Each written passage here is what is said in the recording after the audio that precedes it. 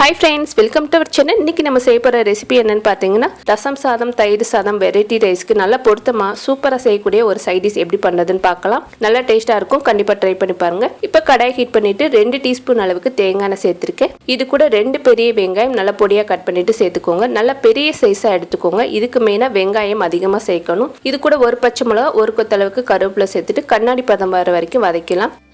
இப்போ நல்லா வதங்கினதுக்கு அப்புறமா ஒரு சின்ன தக்காளி பழத்தை பொடியாக கட் பண்ணிட்டு சேர்த்துருக்கேன். இதை நல்லா மிக்ஸ் பண்ணிடலாம். கலந்ததுக்கு அப்புறமா இது கூட 1 கப் ஆட்டுக்குடல் எடுத்திருக்கேன். ஏற்கனவே நம்மளோட வீடியோவில் ஆட்டுக்குடல் குழம்பு எப்படி பண்ணுறதுன்னு போட்டிருக்கேன். நீங்கள் அதை கூட போய் செக் பண்ணி பார்த்துக்கலாம். இப்போ குடல் மட்டும் தனியாக எடுத்து 1 கப் அளவுக்கு சேர்த்துக்கலாம். சேர்த்துட்டு நல்லா மிக்ஸ் பண்ணிடுங்க. நல்லா கலந்ததுக்கு அப்புறமா 1 டீஸ்பூன் அளவுக்கு மிளகுத்தூள் சேர்த்துருக்கேன். இது கூட 1/2 டீஸ்பூன் ஜீரகத்தூள், 1/2 டீஸ்பூன் கரம் மசாலா தூள், இது எல்லாமே சேர்த்துட்டு இது கூட கொஞ்சமாக மட்டும் உப்பு சேர்த்துக்கலாம். ஏற்கனவே குழம்புல உப்பு இருக்கும், அதனால கொஞ்சமாக மட்டும் சேர்த்துக்கோங்க. இப்போ நல்லா மிக்ஸ் பண்ணிவிட்டு அடுப்பை சிம்மில் வச்சு ஒரு 5 நிமிஷம் நல்லா சுருள மிக்ஸ் பண்ணுங்கள். எந்த அளவுக்கு வதங்குதோ அந்த அளவுக்கு குடல் நல்ல டேஸ்ட்டாக இருக்கும். இப்போ நம்மளோட டேஸ்டியான வெங்காய குடல் வறுவல் ரெடி ஆயிடுச்சு. இதுக்கு மேலே கொஞ்சம் கொத்தமல்லி சேர்த்துட்டு நம்ம இறக்கலாம். நல்ல டேஸ்ட்டாக இருக்கும். கண்டிப்பாக ஒரு தடவை ட்ரை பண்ணி பாருங்கள்.